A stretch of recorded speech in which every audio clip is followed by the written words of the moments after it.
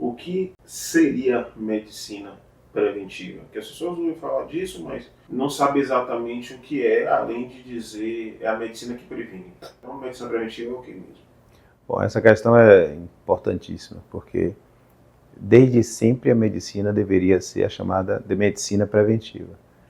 A medicina preventiva ela tem que ser voltada para a compreensão dos mecanismos associados ou na origem que causam as doenças, e essa medicina ela tem que estar voltada para a correção dos distúrbios e das causas das doenças, para evitar que o paciente que não tem a manifestação da doença venha a ficar doente. Basicamente é isso. Então isso é fundamental na prática médica. Eu acho que essa é, em tese, a maior função do médico. Tratar doenças é importante. Se o paciente está doente, é lógico que você tem que tratar. Mas se você tem uma ação, uma atuação profissional para compreender, estudar os mecanismos que estão na base das doenças, a fisiopatologia das doenças, a causa das doenças, e a compreensão desses mecanismos, levar você a tomar ações, tomar atitudes, intervir nesse momento, você vai evitar que o paciente fique doente, ou que tenha, pelo menos, uma doença com grande manifestação clínica. Então, a manifestação clínica, ela, ao longo do tempo, ela acontece depois de muito tempo. Em geral, as doenças crônicas, especialmente, elas são plantadas, elas são geradas anos, às vezes décadas antes de ter uma manifestação clínica, né? Então, quando você tem um paciente com doença aterosclerótica, um infarto, uma angina, um derrame, um AVC isquêmico, por exemplo, aquilo não aconteceu naquele dia. Essas alterações que levaram à formação das placas ateroscleróticas, ao entupimento dos vasos, que vão reduzir o fluxo de sangue e eventualmente até ocluir o vaso e causar um evento isquêmico agudo, um infarto, um evento cerebrovascular, uma isquemia na perna. Essa manifestação ela é precedida por anos, décadas de alterações, que são hoje muito mais estudadas do que antes, muito mais compreendidas do que antes, e de fato hoje nós temos muito mais condição de compreender essas causas, atuar para impedir que o paciente que tem um infarto ou que vai ter um infarto, ele venha a ter esse problema. Então é entender qual o mecanismo, e na maioria das doenças crônicas, o processo inflamatório, aquele chamado processo inflamatório crônico silencioso, ele é a base dessas doenças. Alterações metabólicas, hormonais, que vão causar um processo inflamatório continuado, e esse processo inflamatório continuado vai levar a uma série de alterações morfológicas, anatômicas e, por fim, que vão culminar num evento isquêmico, por exemplo. A gente entende hoje, e assim, de cada 10 mortes hoje no mundo ocidental, 7 são por doenças crônicas. Quais são as doenças crônicas? Aquelas doenças que evoluem ao longo de muitos e muitos anos. São doenças que causam um comprometimento da saúde e um progressivo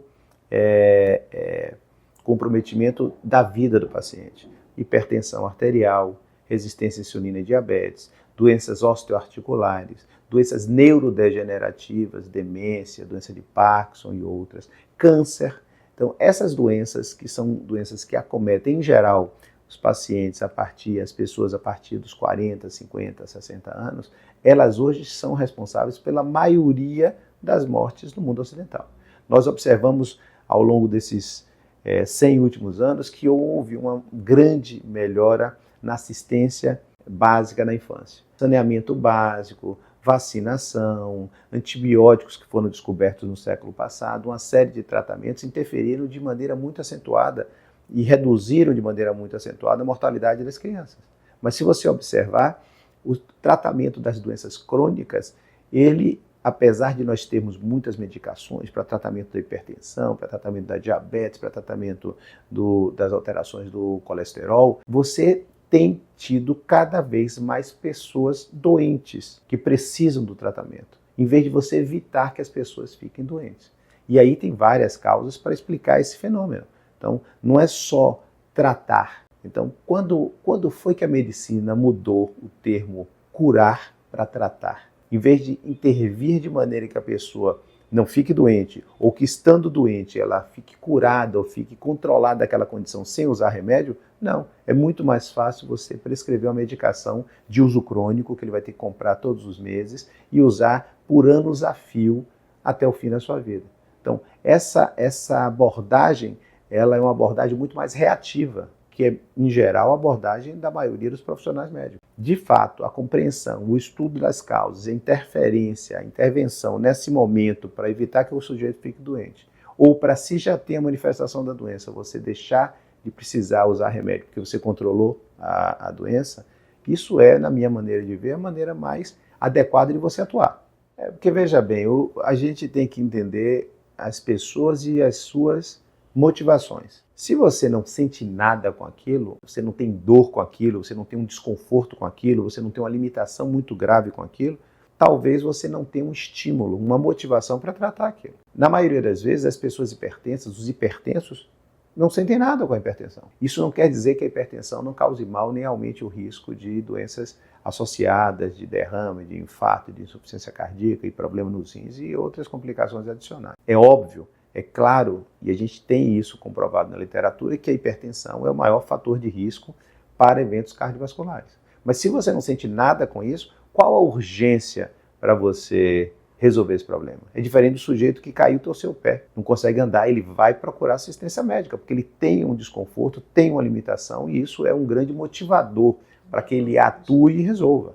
Por outro lado, eu acho que aí precisa da colaboração, da participação do médico.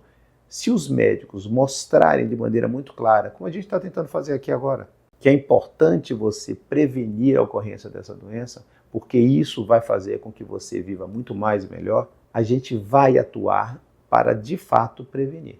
É mostrar para as pessoas que, por exemplo, se você é hipertenso, está muito acima do peso, não faz atividade física, tem uma dieta lixo, aquela dieta inflamatória com alimentos ou produtos alimentícios que são processados com muito corante, conservante, acidulante, e essa maneira de você levar a sua vida está lhe levando para uma condição de doença, e essa condição de doença vai fazer com que você tenha uma qualidade de vida ruim, que você limite a sua vida, que impeça, por exemplo, de você ver seus netos nascerem, ou se você envelhecer e tiver um evento, por exemplo, um derrame, a pessoa vai ter a sua vida extremamente comprometida. Então, ele não vai poder mais brincar com os netos, ele não vai tomar banho sozinho, ele não vai conseguir se alimentar sozinho, ele vai precisar de alguém para auxiliá-lo nas atividades, nas necessidades mais simples do dia a dia.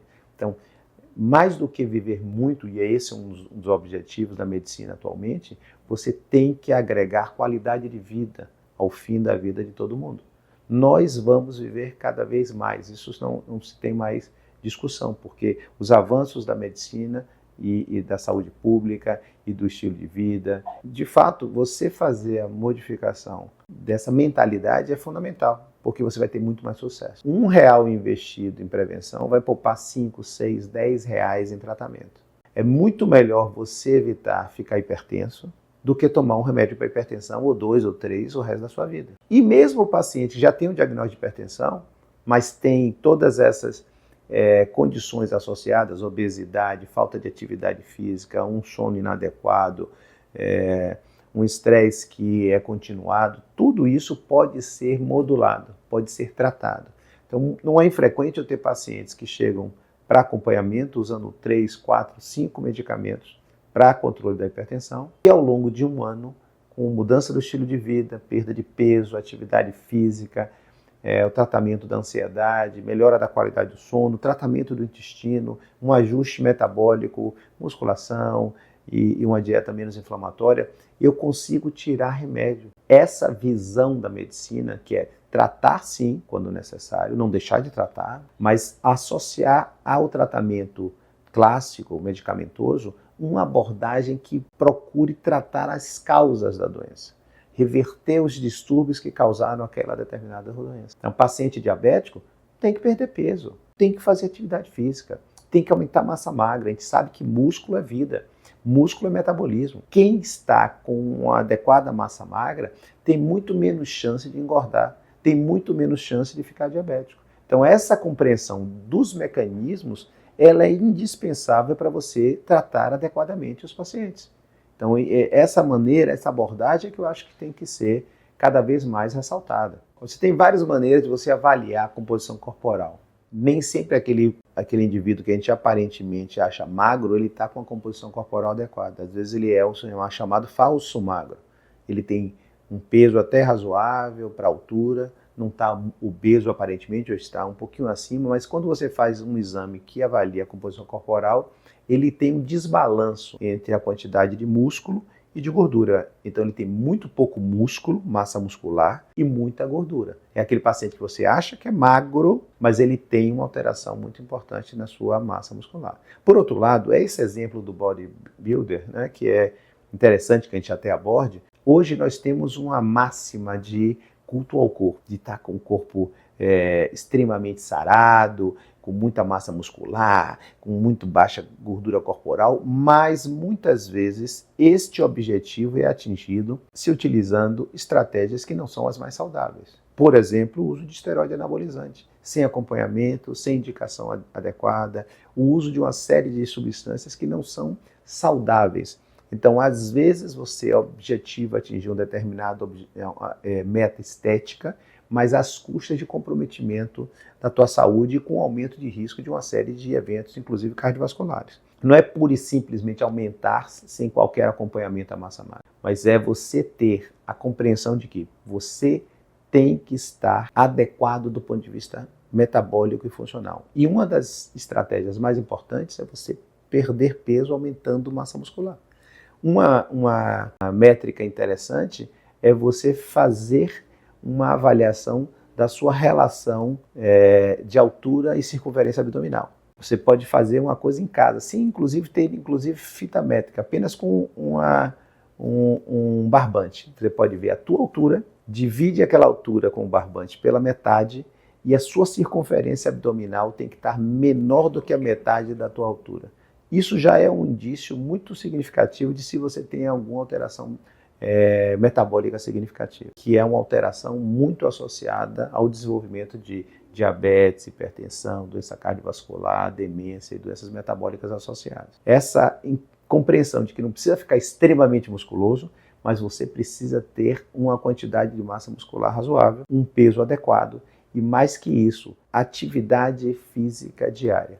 Hoje está se tendo uma compreensão cada vez maior da importância da atividade física na promoção de saúde e na prevenção de doenças. Um dos marcadores mais importantes de longevidade, talvez até mais importante do que a própria dieta, é você ter atividade física continuada diária.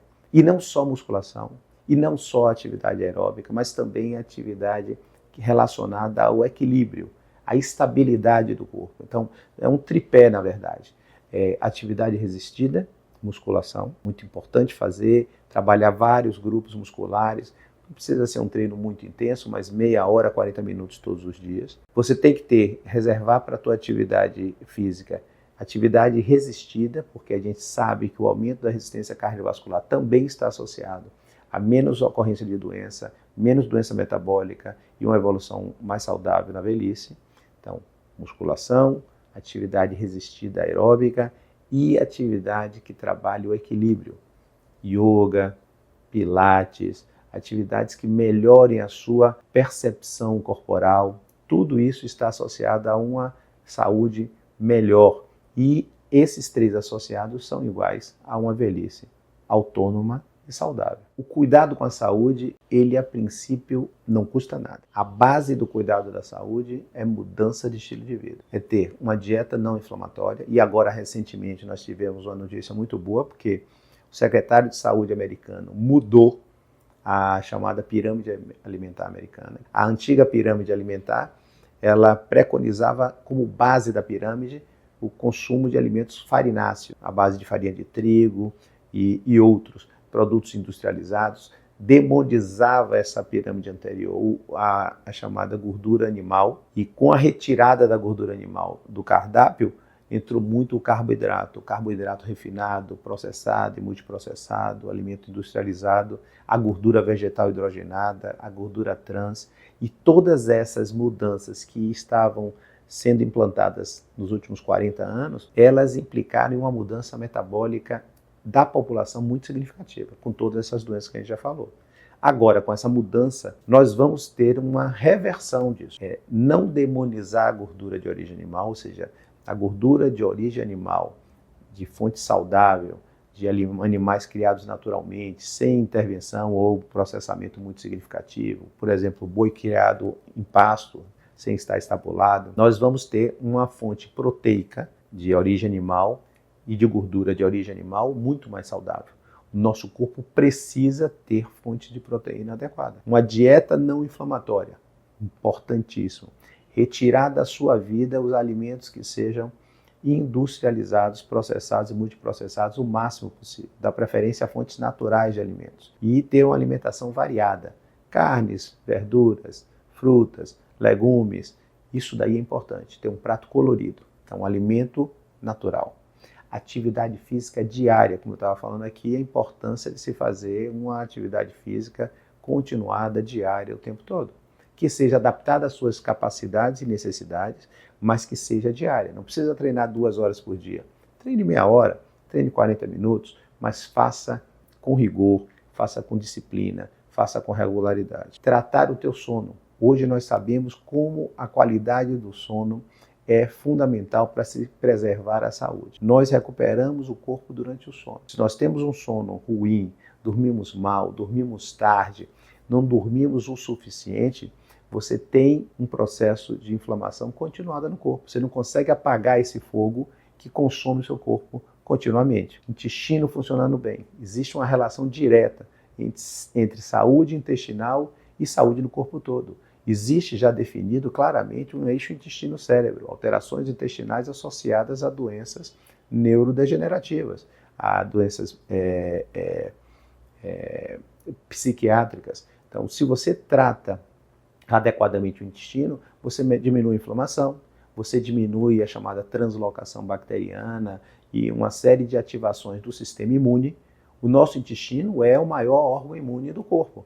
Nós temos mais células imunes no intestino do que no corpo todo, em todos os outros órgãos. E nós agora estamos estudando mais a fundo o intestino. A importância do intestino na saúde é fundamental. E a gente está vendo isso agora com a explosão do uso das chamadas incretinas, que são substâncias produzidas no intestino e que modulam a saúde, que hoje estão sendo aplicadas, por exemplo, no tratamento da obesidade. Então, todas essas canetinhas e medicamentos até via oral que são utilizados para a diminuição da fome, mudança do metabolismo, perda de peso, foram desenvolvidos a partir do estudo desses hormônios produzidos no próprio intestino. E melhorar o mental. É fundamental para ter saúde a melhora do nosso mental. Uma atitude diante da vida, dos problemas da vida, que nos permita enfrentá-los, mas que eles não nos afetem muito. A gente vê cada vez mais as pessoas fragilizadas e a gente trabalhar esse reforço do seu eu, do seu mental, isso é indispensável para você ter uma saúde plena. E o espiritual, que é importantíssimo para você também ter esse fortalecimento do indivíduo.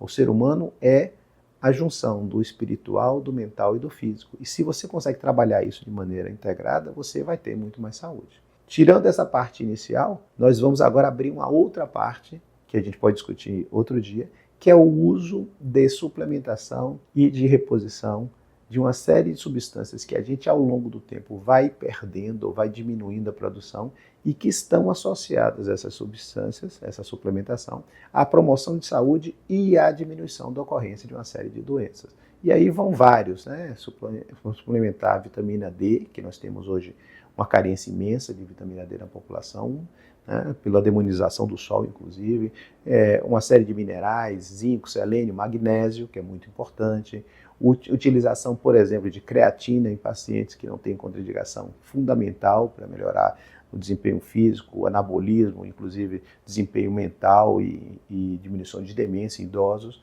e outras atitudes mais. Mas isso aí vai ficar para uma outra oportunidade.